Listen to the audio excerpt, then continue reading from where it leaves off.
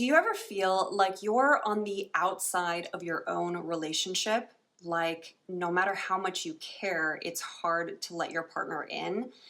Maybe you've heard things like, you never open up, or I just don't know what you're feeling right now. If this sounds like you, then you're definitely not alone. As a dismissive avoidant, it's really natural to want to protect yourself by keeping your emotions at a distance, but it can leave your partner feeling shut out. In this video, I'm going to show you how to break down those walls a bit and start opening up in a way that feels safe and genuine to you. Hi, I'm Katya Morozova. I'm an attachment coach and NARM practitioner. I help people become secure in their relationships using the wisdom of attachment theory. If that sounds helpful to you, then definitely subscribe. I'm also the founder of KatyaMorozova.me, and if you're interested in one-on-one coaching, you can book a session with me on that website. Now let's get into what gets in the way of opening up in your relationships and how we can start to bridge that gap to more connection and more intimacy. First, let's talk about shutting down in conversation.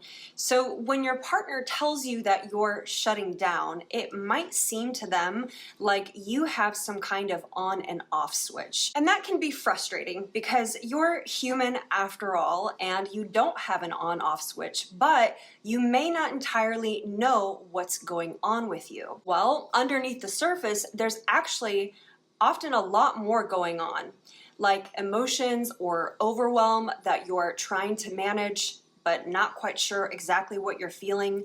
Memories might also be creeping in and interfering with the conversation that you're having in the present. Memories from negative conversations that you've had with your partner in the past that didn't go well, or even from way beyond. If you notice that this is happening during those important conversations, here's what you can do to open up. First, give yourself permission to slow down the conversation and take a few deep breaths. This is going to give you time to process what you're feeling and help you connect with what you really want to say. Next, communicate what's happening to you. Let your partner know by saying something like, I notice that I'm having a really hard time staying connected, or I feel overwhelmed right now. I need a little time to think about what I want to say. This not only helps build your awareness of when you're starting to disconnect from what's going on inside, but it's also going to give your partner insight into what's happening with you, helping them feel more connected to you in the process. Another cause of feeling disconnected in conversation with your partner is when you feel like you can't do anything right in their eyes. When your partner wants to discuss a problem or a challenge in the relationship, you might immediately feel like you're not doing anything right, that you're not doing enough, even when in the back of your mind you're thinking about all the things that you are doing and how much you're doing for the relationship. It can be really easy to personalize your partner's concerns and feel like you're the one at fault. This mindset can make you feel alone, it can make you feel disappointed, disempowered, and really helpless, none of which are really helpful for productive and open communication. So try to combat this by reframing the situation. Imagine that you and your partner are on the same team.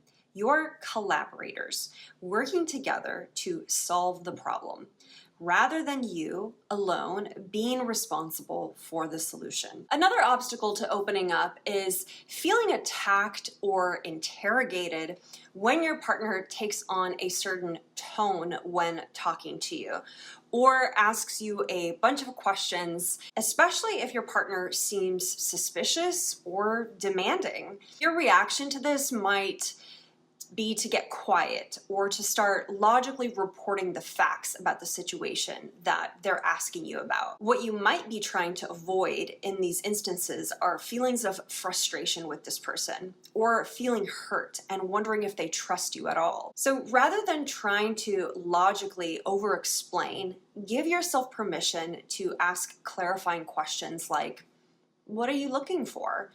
Or, I'm getting the sense that something is bothering you, but I'm not really sure how I can help.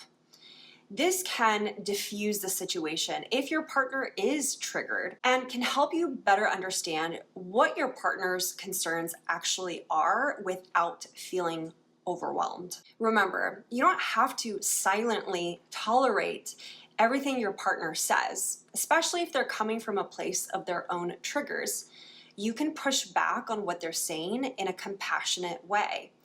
It's okay to speak up for yourself, and really, this will probably lead to a much more balanced conversation in the first place. The next challenge that avoidants often struggle with in communication is knowing what they're thinking, but not what they're feeling. And if you've ever had a sense of dread when you get asked this question, what are you feeling? Then you know. You might find it really easy to articulate your thoughts, but struggle to connect with or express your feelings, and find this type of question frustrating and even annoying.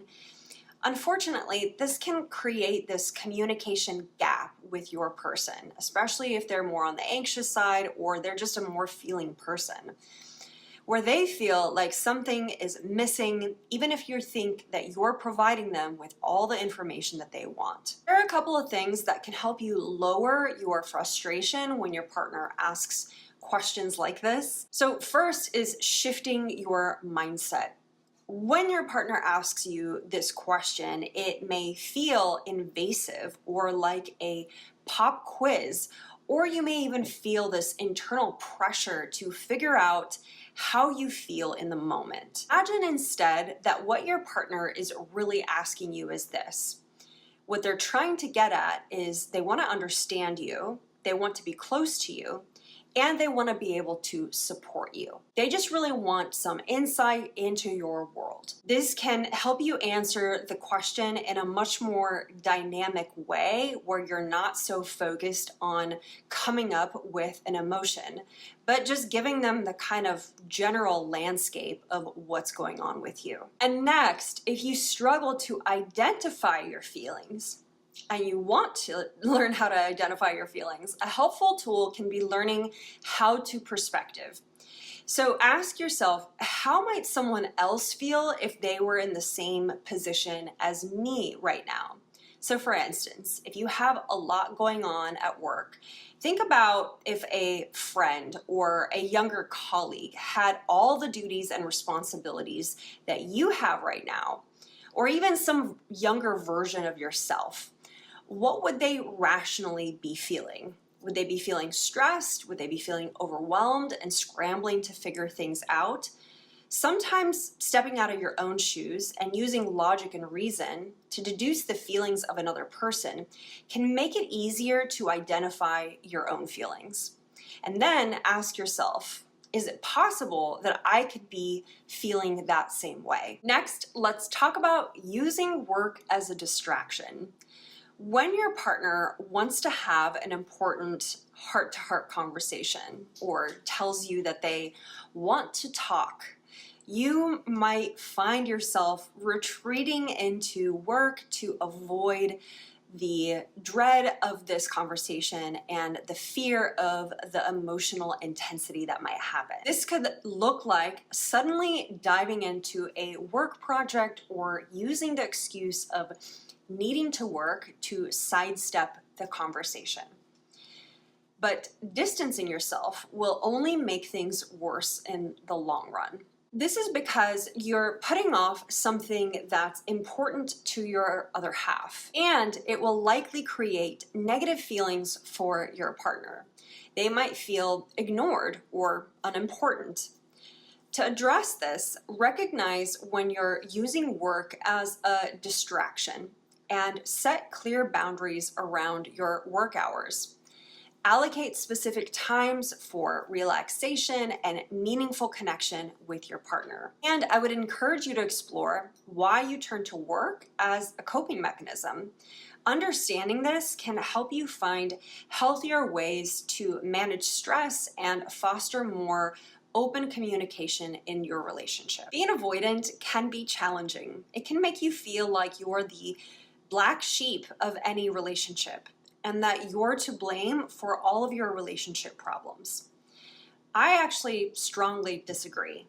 I think there are always two people in every relationship and always two sides to every story. And struggling to open up in your relationship may not be a just you problem. Instead, it can be a disconnect between two attachment styles and two communication styles. So if you're ready to work on these challenges and feel more connected in your relationships, if you'd like to be able to integrate some of the tools in this video into your life as a dismissive avoidant, I invite you to book a call with me and explore one-on-one coaching. You can do that in the comments or the link in the description. Did you like this video? If you did, give me a thumbs up and subscribe if you want to watch more videos to support you in becoming secure in your relationships. Thanks so much for watching, and I look forward to seeing you on the next one.